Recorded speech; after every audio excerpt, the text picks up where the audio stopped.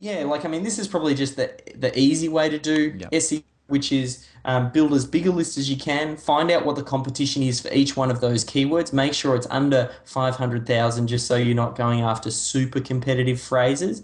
And then I would sort them based on number of searches. So then going back to our keyword tool here, Okay. um, SEO services. Then I would search the do it based on number of searches, and then I would probably choose a phrase that sounds good from a branding point of view, and also one that you can get in the domain name, like I talked about, and choose one of those. So it might be dog training or whatever the keyword is. Try and find something that's got less than 500,000 searches, 500,000 competition, and then rank them based on the number of searches, and then choose something within sort of the top five or the top 10. That'll become your primary phrase. And then when you start to look for those longer tail phrases to optimize for the posts that you were talking about, those individual Hmm. posts, Hmm. then what you start to do is I usually look at, I'll jump around, but I mean, as long as it's got over at least 50 searches when you search on the global, you want to make sure you've got some traffic there. But I can go anywhere up to, 5,000 or 6,000. And as your website gets stronger, you can start to go for those more competitive niches, as more competitive keywords. You might start off, though, going for those longer tail phrases with less competition, because that way you can get some quick, easy wins and get some traffic to your website, and then you Okay. can build up to the more competitive phrases. Well, I think this is really cool. I'm so glad I'm recording the screen so that I can go back and watch this again. Yeah.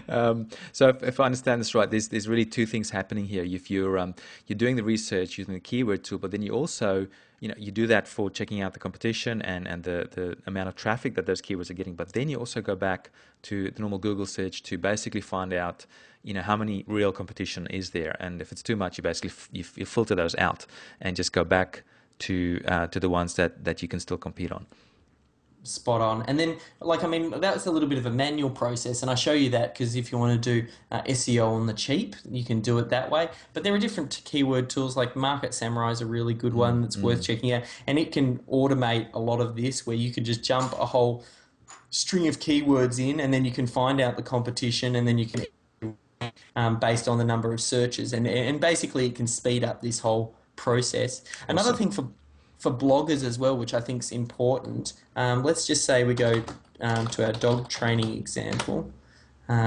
Is this new area here, and I only noticed this just recently because they've just launched this new update sort of beta version keyword tool, and it's really quite cool. So what I wanted to show you is these categories here. These categories, when I type in my keyword, you'll actually notice Google changes these categories and highlights the ones blue if it's got a category in there that it thinks is applicable or associated to dog training. So Nice. basically, this is Google saying to us, here are the categories that we think are important relative to dog training. So under dog training, there's under some sort of clothing. So having some dog clothing is probably a good idea to Mm, have on your website. great.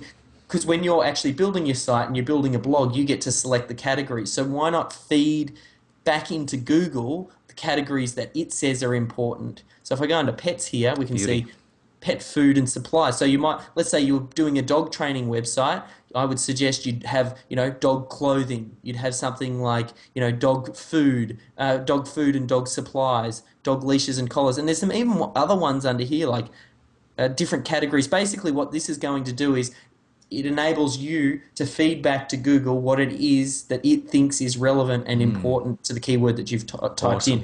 So this will help you when you're doing your initial site structure. Awesome. That's pretty Uh, cool.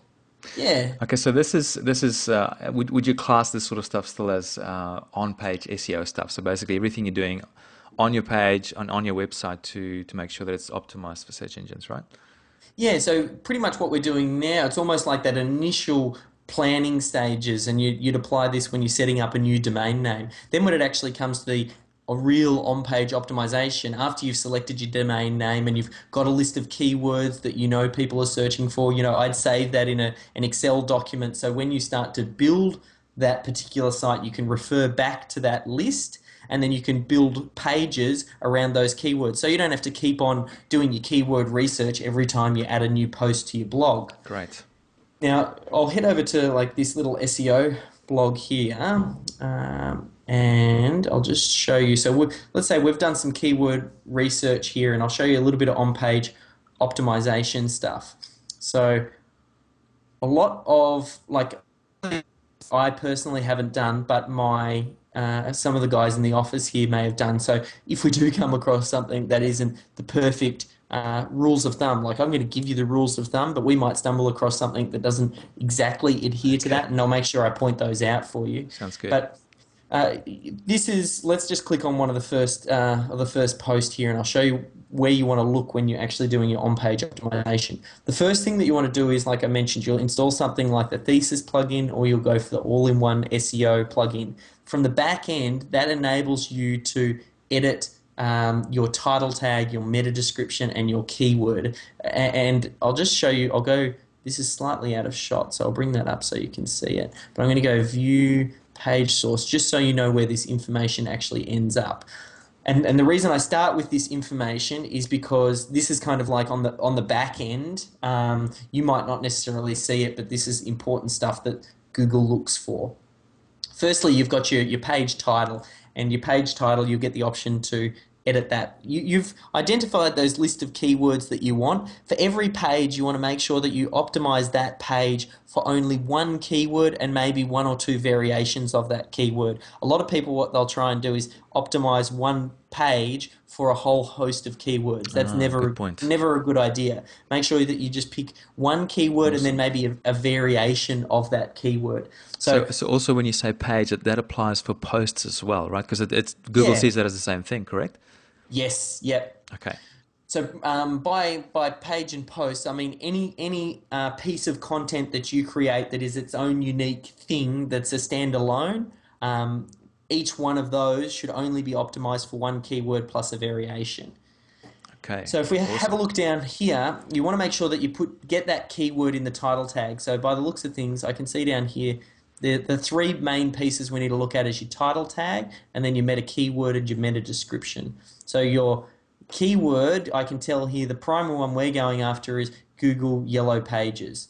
So I'm hoping that they've done the right keyword research and there's a few people searching that. But you can also see some variations of that, which is Google versus Yellow Pages, and I'm not too sure why they've done the same keyword twice. Really, you'd probably just put both of those.